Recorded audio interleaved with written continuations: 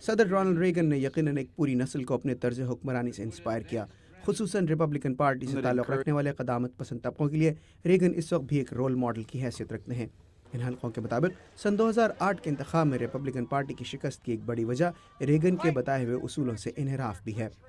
عہدہ صدارت سنبھالنے سے قبل ہی ریگن کو موجودہ صدر براک اوباما کی طرح کمزور امریکی معیشت اور بین الاقوامی سطح پر ایران میں امریکی سفارت خانے کے اہلکاروں کو یرغمال بنایا جانا اور افغانستان پر روسی قبضے جیسے بڑے چیلنجز کا سامنا تھا۔ صدر ریگن کے آتے ہی تہران میں امریکی سفارتکاروں کو رہا کر دیا گیا، حالانکہ اب تک اس حوالے سے کوئی ٹھوس شہادت سامنے نہیں آئی ہے جس کی بنا پر یہ کہا جا سکے کہ سفارتکاروں کی رہائی صدر ریگن کی جانب سے ایران کے خلاف کسی انتہائی اقدام کو روکنے کے لیے عمل میں آئی، یا پہلے سے جاری امریکی کوششوں کے نتیجے میں، یا اس کی کوئی اور وجہ تھی، لیکن اس رہائی کا کریڈٹ امریکی عوام نے صدر ریگن کو ہی دیا۔ اسی طرح روس کو کمزور کرنے کے لیے امریکی دفاعی اخراجات میں اضافہ کر کے اسلحے کی ریس کے ذریعے اسے کمزور کرنے کی پالیسی، اور پھر سوویت یونین کے ٹوٹنے کی وجہ سے ریگن کو عوام نے امریکہ کے عظیم ترین صدور کی فہرست میں لا کھڑا کیا۔ انہوں نے ایک گولی چلائے بغیر ہی سرد جنگ کا خاتمہ کر دیا، اور ان کی حکمت عملی یہ تھی کہ امریکہ کے دفاع پر زیادہ سے زیادہ خرچ کیا جائے تاکہ سوویت یونین بھی اپنے دفاعی اخراجات بڑھانے پر مجبور ہو جائے۔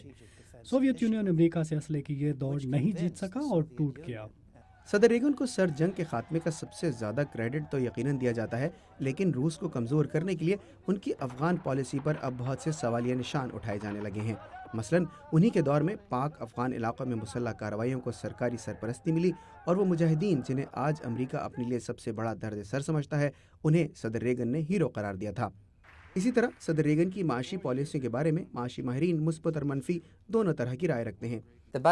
صدر ریگن کے دور میں بجٹ کا خسارہ بے انتہا بڑھ گیا، اور دفاعی اخراجات کے ساتھ ساتھ ٹیکسوں میں کٹوتی نے امریکی معیشت کو کافی نقصان پہنچایا۔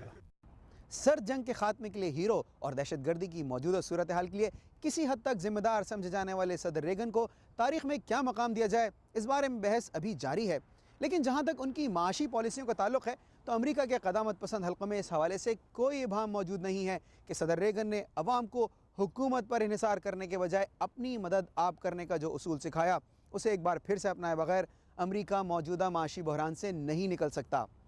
کوکب فرشوری، اردو VOA، واشنگٹن۔